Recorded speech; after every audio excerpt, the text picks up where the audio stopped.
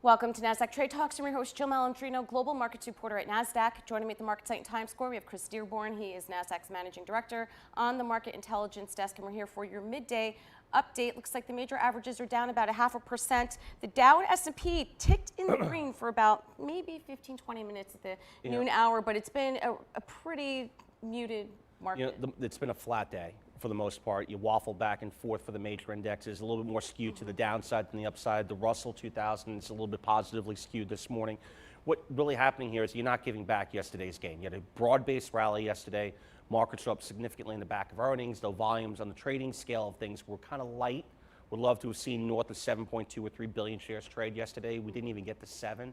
Earnings season's kicked off with a bang, but the volumes are whimper. Well, it's really interesting that you're talking about volumes. One of our analysts in their morning note had noted that the volume days are significantly heavier on days that were down, and the days that were trickling higher, the volumes are much lower. And I know when you hear stats like that, conviction is the issue. Absolutely. So it's really conviction, and that's the key there. Where are the investors putting their money to? People have their finger on the trigger. They are panicky. Whenever there's a headline that is negatively skewed, whenever there is some type of broader macro theme that could put impact to the market on the downside, people are pulling that trigger and getting out. What you're looking for on the upside is slow conviction, that Goldilocks mentality, where people start to slowly build up on the things, which kind of bodes into what will happen today, right? So you had some decent economic news out today. The retail sales were weak on the print, and September numbers were light, but August was comped up significantly across the board, so it really wasn't as bad as the headline number read. So what you're looking at there is concern of a slowing consumer here in the U.S., and that is troubling, right? U.S. economic spend, U.S. Consumer spend is 100% important to this economy. It's 2/3 GDP, and it's what's really been holding up this market for such a very long time.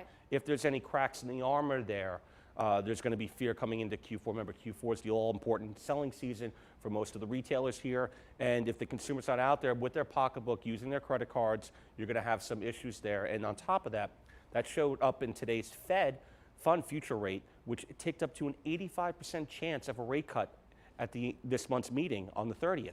So that was only 70% last week at the end of the week, and a little bit lower than that beforehand. So there are concerns. And we have to see how that plays out. Well, if we keep getting weak consumer data like that, they're going to have to use some of that ammunition. And a couple of reports I read going to the holiday season, while estimates are down, not necessarily negative, but they are certainly down from last year. Let's take a look longer term, though. Let's pull up our first chart, the S&P 500. So this is the best chart to look at. It's, again, what you're looking at here is how well the large cap names here in the U.S. are holding up, and they are. You're still only a stone throw away from the all-time highs made over the summer. The S&P 500 ticked over 3,000 again yesterday, right? You haven't had that in over a month. We haven't fallen below the major moving averages, which you see on the yellow, the purple, and the green line here.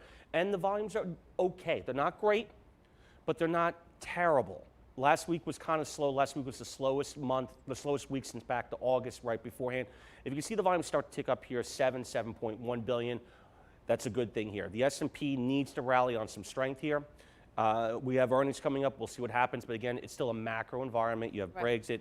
You have political tensions. You have impeachment items coming up. All these macro concerns could move this one way or another. Right now, it's still positively skewed. Right. Well, it's really interesting because we literally are exactly where we were about a year ago, even 18 months ago. But what's good about this market is if you're picking, it's a stock picking market. It's definitely a sector picking market. So people are still making money. It just depends where you are. Now, let's take a look at the pound, because in addition to all of the U.S. macro headlines, we have to contend with Brexit.